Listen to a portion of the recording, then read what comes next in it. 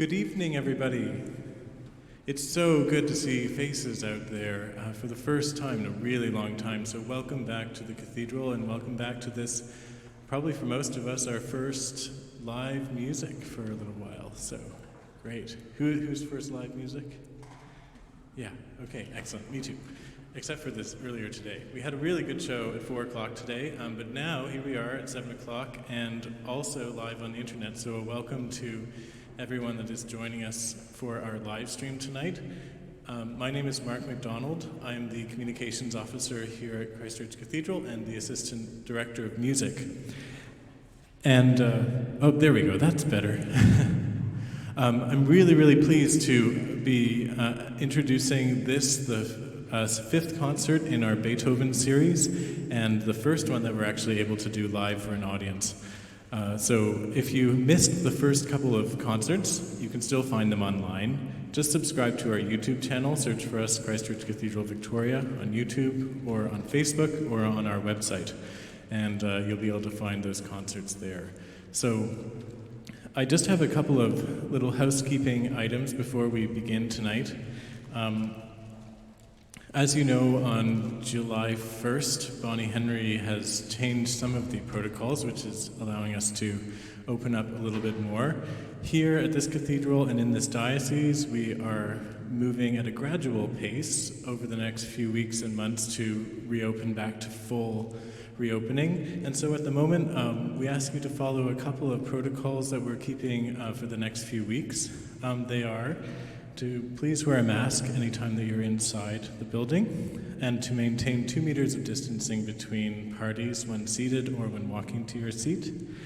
And finally, and I know it's the biggest bummer of it all, is at the moment we ask that you to not socialize or stay after the concert. After the concert's finished, the West End doors will open, and we would ask you to leave directly following the concert. We can't do indoor socializing at this time, but we look forward to that coming back in a few weeks. I think that's all the sort of housekeeping things. The last thing I would like to say is that we are so grateful as a cathedral to work and live and play on the traditional lands of the Lekwungen-speaking peoples. We're particularly grateful for the work of this diocese with the First Nations here in working on reconciliation, and during this month of reckoning, coming to terms with some of our past grievances. So once again, I'd like to welcome you to this place, and I would also like to now welcome our presenter for the evening, Robert Holliston, who's going to tell us some very interesting things about Beethoven. Over to you, Robert. Thank you very much, Mark. Thank you, everybody. It's just so delightful to see you here and to be joining together in an opportunity to listen to a concert. Actually, there are so many different ways that one can go about introducing music by Beethoven, and I'm trying to do it slightly differently each time. And now that I'm seeing people, as we've been recording it, I'm not 100% sure who's there. So I'm not sure that you got everything the first time or that you were listening to it in any case. So I may repeat myself a little bit. But I'd like to start, first of all, by talking about what Beethoven was up to when he was preparing to write and publish his first string quartets. One thing to keep in mind is that when Beethoven was establishing himself in Vienna, and it was very clear, I think, almost from the beginning, that it was his intention to establish himself as a leader, not one of many, but the one. He was a pianist improviser. We don't really have that tradition anymore, but I think all of us would be stupefied to hear the improvisations of a Beethoven, a Mozart, or a Bach. And this is a period in which there's a certain amount of transition. And I read something relatively recently that in the months from the end-ish of 1795 into 1796, Beethoven had gone on a little bit of a tour, which took him to various places in Prussia where he could play and where he could advance his reputation as a pianist composer and pianist improviser. And as he came back to Vienna, he was extremely ill. And it would seem that what he had contracted is a certain type of typhus called murine typhus. Now, what I found very interesting about this, and I'm sure you will too, is that typhus, if you've read any biographies of 18th century composers and later, it seems to have been a very commonly contracted illness. And it had, however, a fatality rate that was relatively low. Beethoven's was a particular strain which had one absolutely dire possible side effect. About 15 of the people who contracted murine typhus went on to develop some sort of, it attacked the central nervous system. And of course, in Beethoven's case, it's what caused him to lose his hearing gradually. So who knows, if he had only been one of the 85% of people who don't go on to develop this problem with the central nervous system. In any case, a proposal for a quartet came to him around this time, and he was obviously very, very prepared, ready, and concerned with turning himself from a pianist improviser, a pianist who composed, into a composer who played the piano. And right from the beginning of his publishing career, he took control of his image and his position in what must have been a very complex hierarchy of musicians in Vienna. I've said this a number of times. I still think it's a really important thing to remember about Beethoven. The first genres he published were the piano trio and the piano sonata. And in each case, he published works that were in 4 movements. They embraced the entire sonata cycle template, which hitherto had been reserved only for the string quartet and the symphony. And now it was Beethoven's chance to compete with Mozart and Haydn. I think there was a sense of competition in what they had developed as the single most important genre of chamber music in the classical era. And it was also around this time that Beethoven began the practice of working out his ideas on a page. And he became more and more systematic with this and more thorough with it. Now, we can have no doubt that Beethoven carried his music around in his head, just like Mozart did. He said it. But he did like the sort of precise methodology of working out tunes, how you might change them, how you might change harmonic implications on the page. So he could see them and record them. And he began to be, as I said, more methodical, and he never wasted an inch of space on the page. So his sketchbooks were absolutely riddled with information. And I'm bringing this up simply because of the following. This was something that Beethoven did throughout the rest of his life. So from about the mid-1790s to the period that we're going to finish with today, the late quartets. And all of these sketchbooks were preserved painstakingly by Beethoven. And then they fell into the hands of his publishers, Artaria, who had no idea what to do with them, and basically tore them up so they could sell the page by page as individual pages for little souvenirs. So all of that information has been lost to us. Only a small percentage of the notebooks have been preserved. Imagine all we could learn about Beethoven if we had those, if somebody had been a bit more scrupulous and forward-thinking about how something like that might have affected us. All of this leads back, of course, to Opus 18. And one of Beethoven's terrific aristocratic patrons. Both of the aristocratic patrons we're going to discuss tonight ran out of money, so I don't know how financially responsible they were. But for the publication of 6 string quartets, Opus 18, this suggestion came from Prince Lobkowitz. And Lobkowitz basically wanted Beethoven to create 2 sets of 3 quartets. 6 was the number that one chose. And the 6 quartets of Opus 18 are among Beethoven's most self-assertive gestures, according to the historian William Kinderman. And many of them have a kind of inspirational source. And this one, number 5, in A major, is not in any way a copy of or an imitation of Mozart's 5th quartet in his set of 6 that he published in 1785, but quite clearly Beethoven was very impressed by this and wanted to learn from it. He was very influenced by it. He said that in his own writing.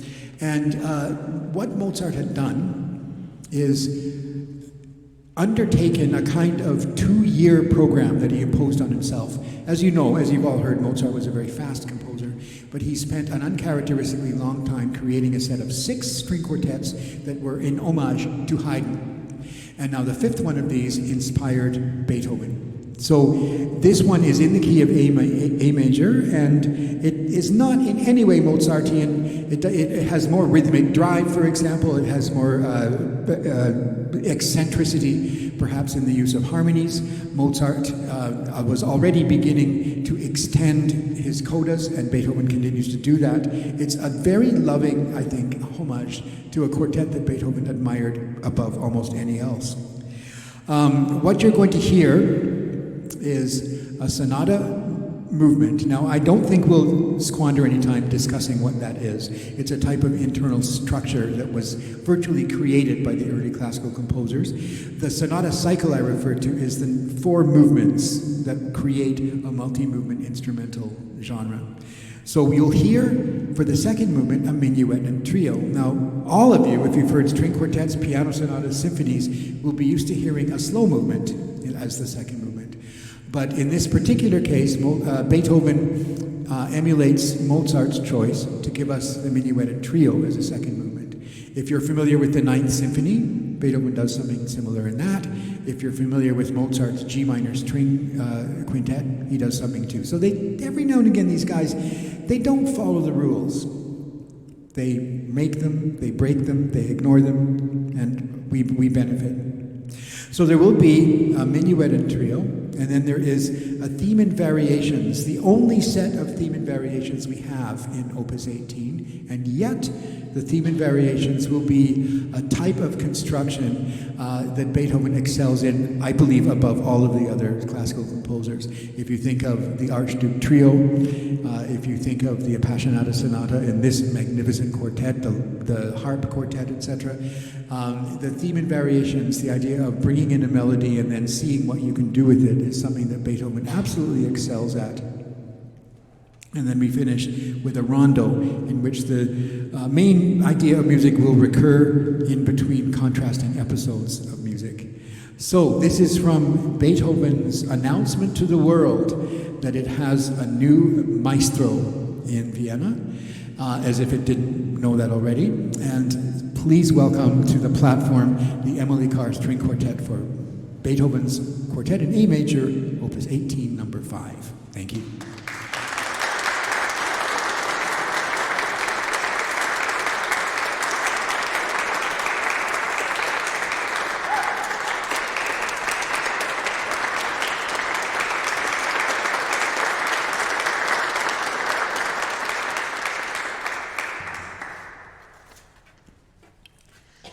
I don't know if you could see our eyes, but we were actually smiling when we entered. It is so, so wonderful to see all of you here. I cannot emphasize enough to tell you what it means to us. And this concert series, as Mark mentioned and Robert was talking about it, it's been going on for a while now. You may have watched some of it online.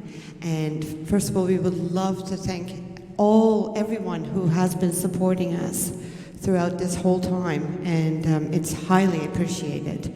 And we thank you and for your encouragement and your support. Also, we would like to thank the Christchurch Cathedral for giving us the opportunity to do this dream. So we're really great to see you, and hope to see you next time as well. Thank you.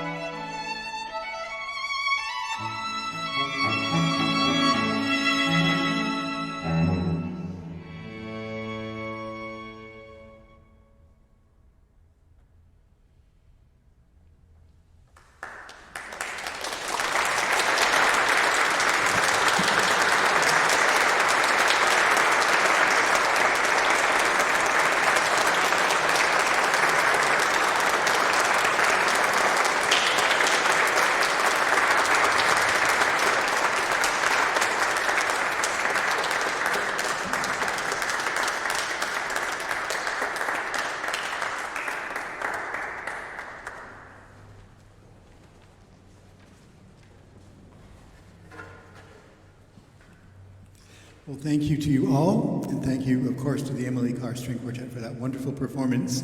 We're moving ahead about 24 years now, and it's interesting to contemplate this, that here we are watching a live performance in a public venue of a string quartet, and this was certainly not the tradition during Beethoven's lifetime, nor was it for the piano sonata.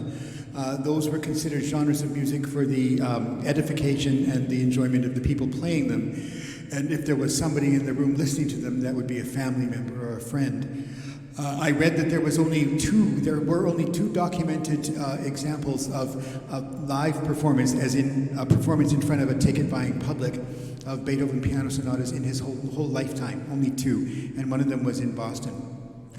So this is important, I think, because the person who was responsible for giving us the first public performances of string quartets was, in fact, somebody very closely associated with Beethoven, a violinist named Schuppanzig, who had been a member of the court of Lobkowitz and was given the position, a kind of Kapellmeister, to rehearse and workshop the quartets of Beethoven. That's a luxury that no other composer of the time had. So Beethoven could hear what the quartet sounded like, played by a moderately professional group. So in any case, we'll talk a little bit about the world of Beethoven at this time. But a request was received for someone who had been a longtime patron, a longtime admirer, a nobleman from St. Petersburg named Galitzin, who wrote a letter to Beethoven in 1822 and addressed it in French, which a St. Petersburg aristocrat would do, to Monsieur Louis van Beethoven, Vienna. I think he wrote Compositeur de Musique, Vienna, and it got to him. I think that's astonishing, especially when you read how often Beethoven moved. But they managed to get that letter to him. And he wanted a string quartet, and he kept the terms very vague. He said that certainly a string quartet. And he named a price, which was quite generous. He said money was no object, although it turned out to be.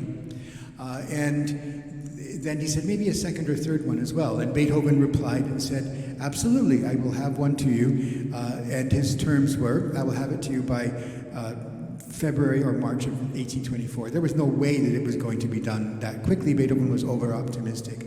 But he had many ideas already for this colossal work you're going to hear. And it's important to remember this was about 15 years after he had written any other quartets. So he was reviving his passion for this genre. Now, one of the things that kept Beethoven from giving the quartet to Galitzin on time was this little piece called Symphony No. 9. That he was finishing off and premiering in 1824. That gives you an idea of what else was going on in Beethoven's life. But what else was going on in Vienna that captivated Beethoven's attention would include his friendship and mentorship with the German Romantic composer Karl Maria von Weber, whose great German folk opera Der Freischütz premiered in 1821. So it's right around this time. Also, he had gotten to know a young Italian named Rossini and had him over to his house and admired greatly, expressed great admiration for the comic opera Barber of Seville. So there, Beethoven liked that piece too. But he kept saying, but I don't think you people are any good at writing serious operas. So keep giving us Barbieres, by all means. This was a very interesting encounter because Rossini wrote in quite a lot of detail about the utter squalor in which Beethoven was living at the time. And it would seem that any attempt to create a better living situation for Beethoven was doomed. He had no interest in maintaining it. In any case, we also have a young fellow named Schubert, who has already been writing for several years great masterpieces of German art song, settings of poetry by Goethe. So basically, Beethoven is very, very much a functionary of the early German Romantic movement, even though he is primarily cultivating the genres of the classical era. And the last one he will cultivate after he said goodbye to the string quartet, said goodbye to the piano sonata, after he said goodbye to the piano trio, after he said goodbye to the symphony, is the string quartet. Now, he was at the time also relatively ill. Of course, it's something everybody knows that Beethoven lost his hearing. Modern medicine indicates that it's likely he never became absolutely, totally, profoundly deaf, but, you know, he was very hard of hearing. But also, he seems to have been diabetic. He seems to have contracted type 2 diabetes, and it was almost certain that he was legally blind by the time we get to this point in his life. Certainly very, very difficult seeing. And this, of course, was exacerbated by heavy alcoholism by this time in his life as well. He was not a healthy man. He was put on some fad diets, but I thought I'd save that for the next presentation. So here he has also some profound difficulties in his personal life, most pronouncedly with his nephew. Now, if you want to read about how horrible a person Beethoven can be, read about the way he conducted himself with his widowed sister-in-law and her son, Karl. Beethoven does not come out of that looking very good. But that's okay, we'll leave it at that. Let's look now at this particular quartet. This is Opus 127. And despite the fact that it was commissioned by Galitzin in St. Petersburg, and the commissioner of any work would expect to have the first performance in his or her home, that's not what happened. Beethoven was happy to accept the fees, but he conducted his business along his own lines. And so he made sure that the work was presented by his violinist, Schuppanzig. I always have to look at how to pronounce that, and I might not be getting it right. Schuppanzig and his ensemble. Now, Beethoven wasn't at the first performance that was given in private of Opus 127, but he heard it was a disaster. And everybody blamed Schuppanzig's incompetence.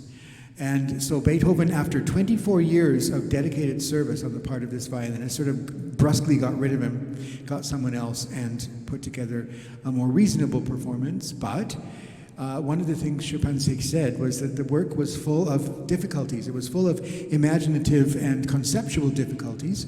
And he even said two things. First of all, he felt that there should be a fifth person there conducting.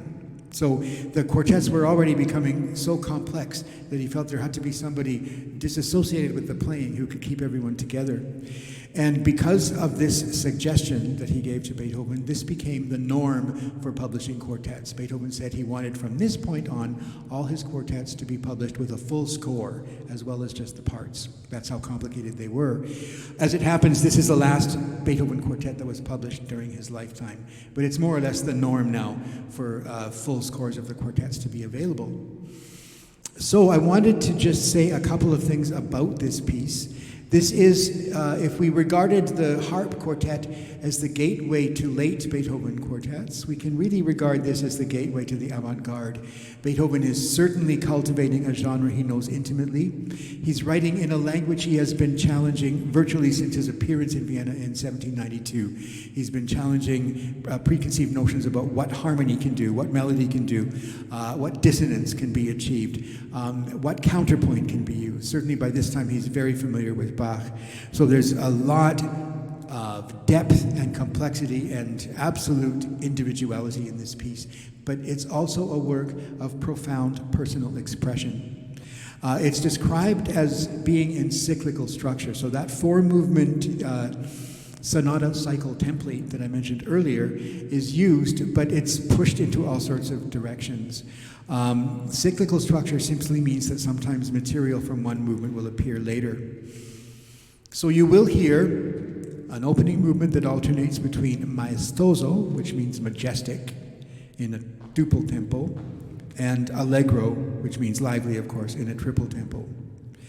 There is another set of variations, and this one I think is one of the most sublime sets of variations and most beautifully expressive.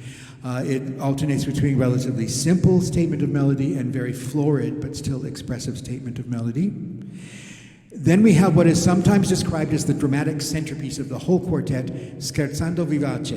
So you're going to hear an almost grotesque kind of marching military rhythm, full of peculiar kind of witty caprice. You're going to hear what's described as harmonic restlessness. That just means we don't seem to land easily on a harmonic center, and an unorthodox overall structure.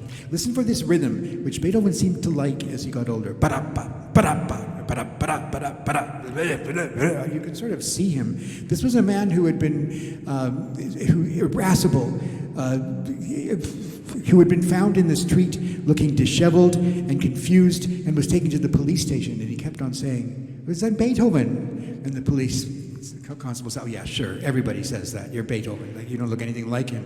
So he said, "Call my friend." So his friend came around, an aristocrat, and said, "Yes, constable, this is Beethoven, I'll take him home." So this is what Beethoven was like, and there's something about that in that characteristic motive of the scherzo. The last movement is sometimes described as rustic, sometimes described as somewhat Haydn-esque. I don't know. By this time, to me, it's just sheer Beethoven. So here we are with what is generally thought of as the first of the late Beethoven quartets, Opus 127. So please welcome the Emily Carr String Quartet back to the platform for this masterpiece. Thank you.